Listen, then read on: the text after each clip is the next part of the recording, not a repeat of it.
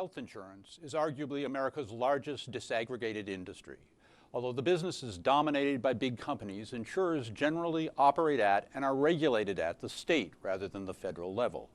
So it can be tough getting a grip on what's going on in insurance. Health insurers are also at the frontier of the change being driven by the 2010 healthcare overhaul law and deficit reduction. The law in particular is imposing some of its most stringent early requirements on insurers as it seeks to revamp a sector that accounts for nearly 20% of U.S. economic activity. So tough or not, it's important to get a grip on what's going on with insurers. What we've done here at Bloomberg Government is use companies' filings with the U.S. Securities and Exchange Commission to look at the 5 largest publicly traded health insurers by market capitalization.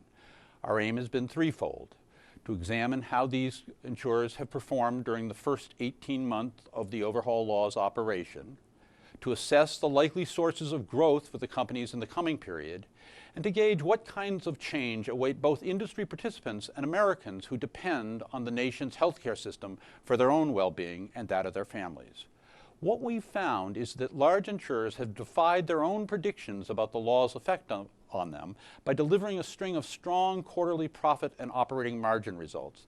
They've maintained steady enrollment during a period of economic turmoil, and they've been rewarded by investors who've driven up their stock prices at a time when the overall market has been flat or down.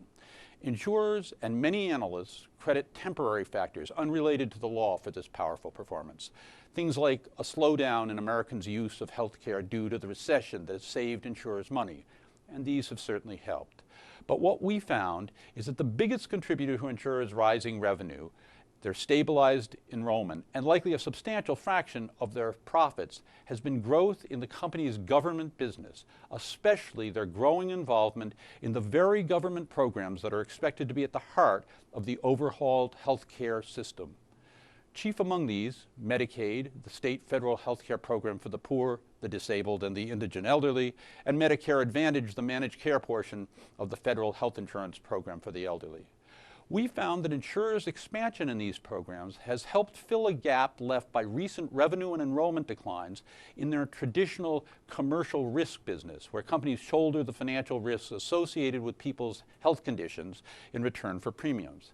Finally, as this chart shows, we found that for the first time in at least a decade, and almost certainly much longer, the fraction of the large insurers' combined revenue coming from their traditional business has dropped below the 50% mark, while the fraction coming from their Medicare and Medicaid businesses is climbing toward the 50% mark. Insurers' expansion of their government healthcare business is striking for any number of reasons. It's at odds with their history of opposition to the healthcare overhaul law. Indeed, health insurers and their principal Washington trade group, America's Health Insurance Plans, were almost alone among segments of the healthcare sector in strongly and persistently opposing the overhaul law. And their opposition was met in kind by President Obama and his chief aides. We're talking about fundamental change of the way our industry is regulated. New legislation, new regulations, setting up rules that would ensure that everybody can get into the system, nobody loses coverage, nobody is discriminated against for pre-existing conditions, and you don't pay according to your health status. And the insurance companies continue to ration health care based on who's sick and who's healthy, on who can pay and who can't pay. That's the status quo in America, and it is a status quo that is unsustainable for this country. We can't have a system that works better for the insurance companies than it does for the American people. The industry's expansion of its government business is also striking because it runs at cross purposes with the aim of many state and national politicians who want to repeal some or all of the law. Finally, the industry's government expansion is striking because it is so sharply contrasts with the views of many, perhaps most Americans, that whatever changes are likely to occur in healthcare will be incremental and almost certainly negative, involving higher costs and fewer benefits.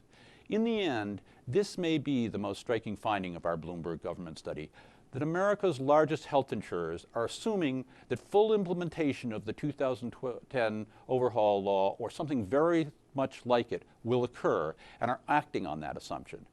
That, and the converse, that insurers see little chance for a continuation of the healthcare status quo. Most Americans may not believe that big healthcare changes are underway, but the companies that insure them certainly believe it, and so far they've managed to benefit handsomely from these changes.